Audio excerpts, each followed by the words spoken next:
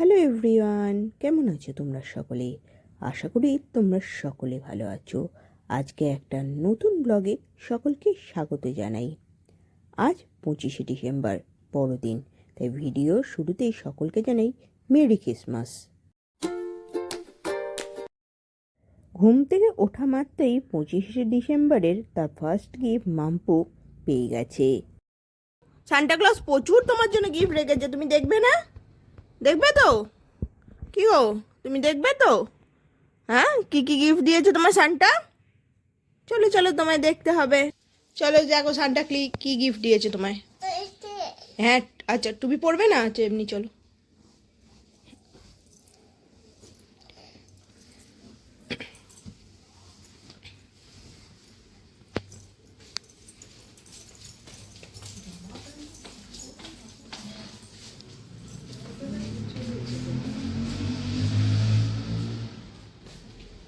নাও তোমার গিফট নাও।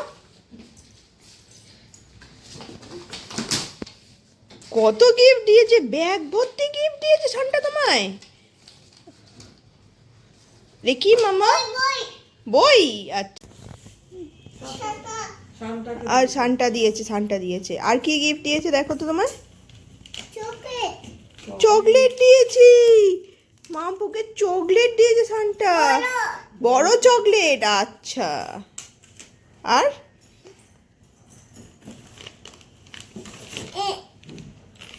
এটা কি? বড় পেন্সিল বক্স।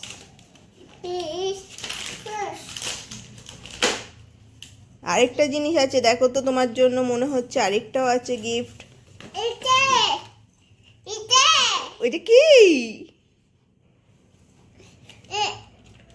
Colour pencil. হ্যাঁ, ওইটা রং করবে। আচ্ছা,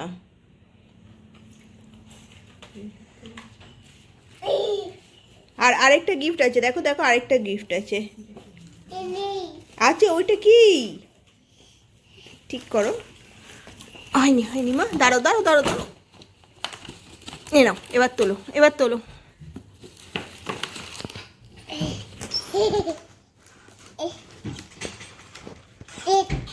গিফট তোলো গিফট তোলো। তোমার এই গিফটটা দেখবে না? এই গিফটটা ছোট গিফট পছন্দ, বড় গিফট পছন্দ হয়নি, খুললোই না। এই দেখো আরেকটা গিফট তোমার, ধরো, ঘরেই রেখে এসেছে। একটা গিফট, কোনটা তোমার পছন্দ হয়েছে সব থেকে? সান্টার কোন গিফট?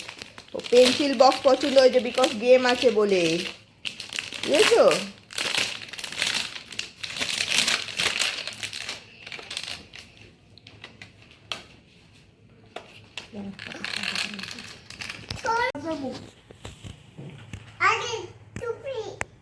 সান্টারও আছে, আদিরও আছে।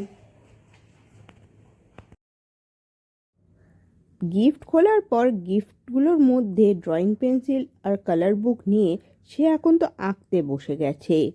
তার তো খাওয়া দাওয়ার নাম নেই, সে এখন আঁকতে ব্যস্ত।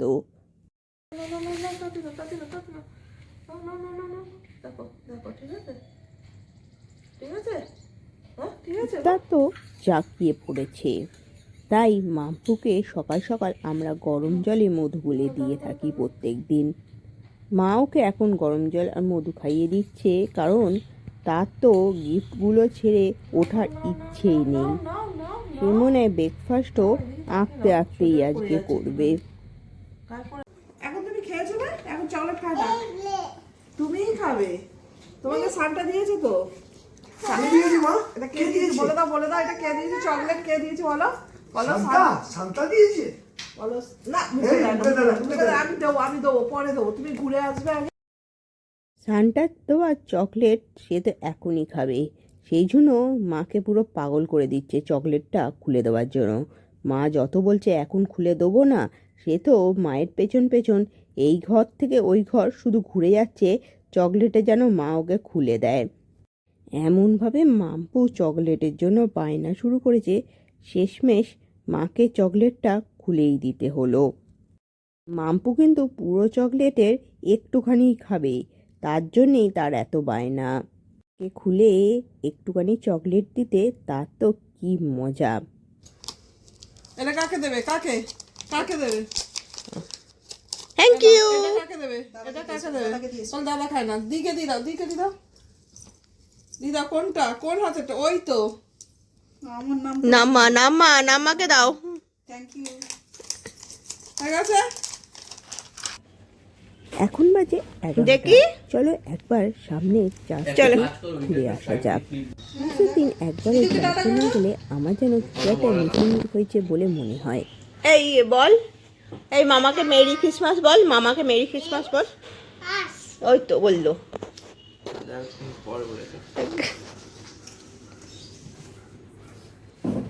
বলে মামা মেরি ক্রিসমাস বল।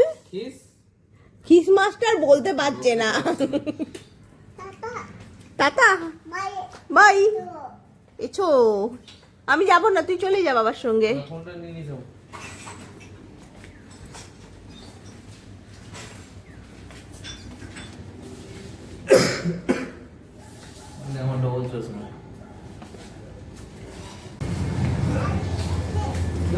আদি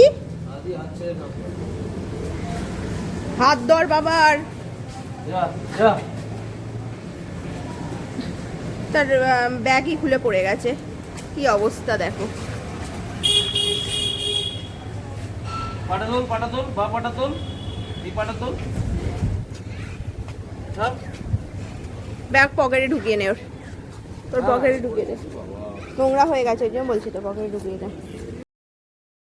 আজ যে চার্জে আমরা যাচ্ছি সেটা আমাদের বাড়ি থেকে 10 থেকে 15 মিনিটের ডিস্টেন্সেই। আমরা 3 জন মিলে চললাম হেঁটে হেঁটেই চার্জে। আজ অন্য দিনের তুলনায় রোদটা বেশ ভালো উঠেছে, হাওয়াও অন্য দিনের তুলনায় বেশ কম আছে, বেশ ভালো লাগছে ওয়েদারটা। আমি ছোটবেলা থেকে মিশনারি স্কুলে পড়াশোনা করেছি, তাই ক্রিসমাসের দিনটা আমার কাছে ছোটবেলা থেকে খুবই স্পেশাল। ক্রিসমাসের দিনে যদি কোনো বছর চার্চে না যাই বা ঘর না সাজাই, আমার যেন কিছু একটা মিসিং হয়ে গেছে বলে মনে হয়। আর চার্চগুলো এতটাই নিঃশব্দ আর এতটাই সুন্দর হয় যে চার্চে এলে আমি এক ধরনের আলাদাই শান্তি অনুভব করি। চার্চ বা চ্যাপেলের মনোমুগ্ধকর পরিবেশ যেন আমাকে সবসময় আকর্ষণ করে। আজ আমরা যে চার্চে এসেছি সেই চার্চটার নাম হলো সেন্ট স্টেফেন চার্চ, আর এটা প্রতিষ্ঠা হয়েছিল 1844 সালে। চার্চের ঠিক সামনেই একটা খুব সুন্দরভাবে মডেল সাজানো হয়েছে বেথলেহেম শহরে জিসাসের জন্মের মডেল, যেটা দেখতে খুবই সুন্দর লাগছে। এটা কি মামা? Little baby. Little baby jingle bell. চলো চার্চের ভেতরে ঢোকা যাক।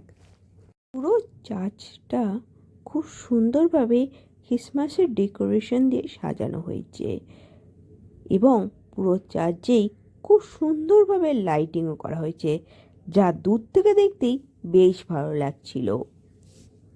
আমার ভিড় হট্টগোল ছাড়া এইরকম শান্ত নিরিবিলি পরিবেশ বেশি পছন্দ, তাই হয়তো ক্রিসমাসের দিনে পার্ক স্ট্রিটের থেকে এই চার্চের নিঃশব্দতা আমাকে বেশি মুগ্ধ করে।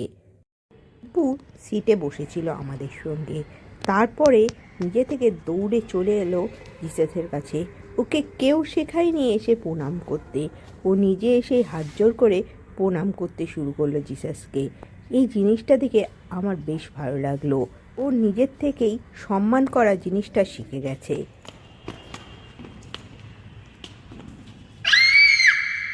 এই মাম্পু,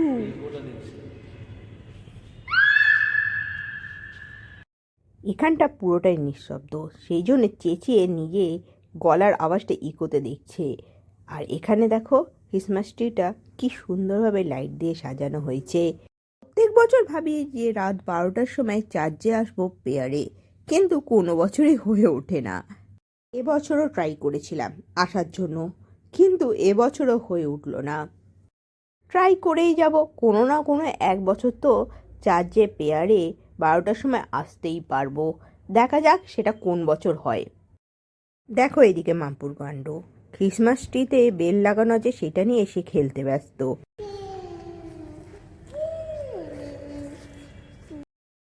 কিভাবে এখানে সময় কেটে গেল বুঝতে পারলাম না। অলরেডি 12:30 বেজে গেছে। এবার চলো বাড়ির দিকে রওনা দেওয়া যাক।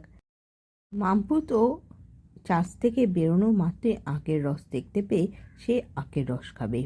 সে তো আখের রস খেতে খুবই ভালোবাসে। সন্ধেবেলায় চললো ক্রিসমাসের কেক কাটিং। আর কেক কাটিংয়ের জন্য তো আমাদের বাড়ির ফার্স্ট মেম্বার তো আছেই, মাম্পু সোনা, সে কেক কাটতেই ব্যস্ত। আজ এই ভিডিওটা এইটুকুই। ভালো লাগলে লাইক, শেয়ার অ্যান্ড সাবস্ক্রাইব করতে ভুলো না। সকলে ভালো থেকো, সুস্থ থেকো, আর সকলকে ভালো রেখো। আর বছরের এই লাস্ট উইকটা খুব ভালোভাবে কাটিও। Tata, by.